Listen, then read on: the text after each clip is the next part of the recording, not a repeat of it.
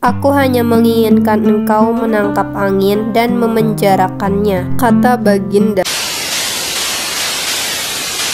Tidak ada henti-hentinya, tidak ada kapok-kapoknya. Baginda selalu memanggil Abu Nawas untuk dijebak dengan berbagai pertanyaan atau tugas-tugas yang aneh. Hari ini Abu Nawas juga dipanggil ke istana. Setelah tiba di istana, Baginda Raja menyambut Abu Nawas dengan sebuah senyuman. Akhir-akhir ini aku sering mendapat gangguan perut. Kata tabib pribadiku, aku kena serangan angin, kata Baginda Raja memulai pembicaraan. Ampun tuanku, apa yang bisa hamba lakukan hingga hamba dipanggil? Tanya Abu Nawas. Aku hanya menginginkan engkau menangkap angin dan memenjarakannya, kata Baginda. Abu Nawas hanya diam, tak sepatah kata pun keluar dari mulutnya. Ia tidak memikirkan bagaimana cara menangkap angin nanti, tetapi ia masih bingung bagaimana cara membuktikan bahwa yang ditangkap itu memang benar-benar angin. Karena angin tidak bisa dilihat, tidak ada benda yang lebih aneh dari angin. Tidak seperti halnya air, walaupun tidak berwarna tetapi masih bisa dilihat, sedangkan angin tidak. Baginda hanya memberi Abu Nawas waktu tidak lebih dari 3 hari. Abu Nawas pulang membawa pekerjaan rumah dari Baginda Raja. Namun Abu Nawas tidak begitu sedih, karena berpikir sudah merupakan bagian dari hidupnya, bahkan merupakan suatu kebutuhan. Ia yakin bahwa dengan berpikir akan terbentang jalan keluar dari kesulitan yang sedang dihadapi. Dan dengan berpikir pula, ia yakin bisa menyumbangkan sesuatu kepada orang lain yang membutuhkan, terutama orang-orang miskin.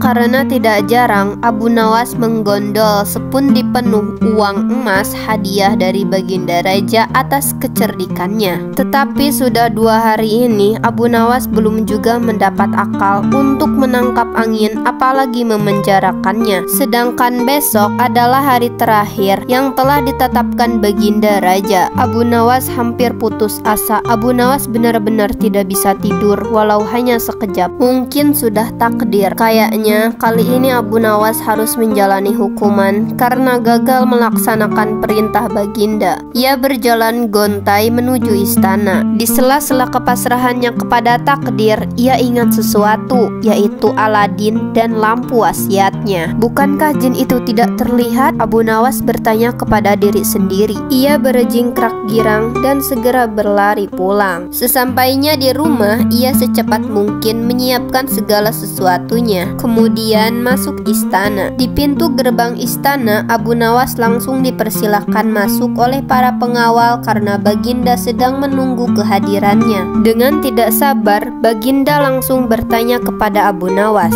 "Sudahkah engkau berhasil memenjarakan angin, hai Abu Nawas?" "Sudah, Paduka yang mulia," jawab Abu Nawas dengan muka berseri-seri sambil mengeluarkan botol yang sudah disumbat. Baginda menimang-nimang botol itu. "Mana angin itu, hai Abu Nawas?"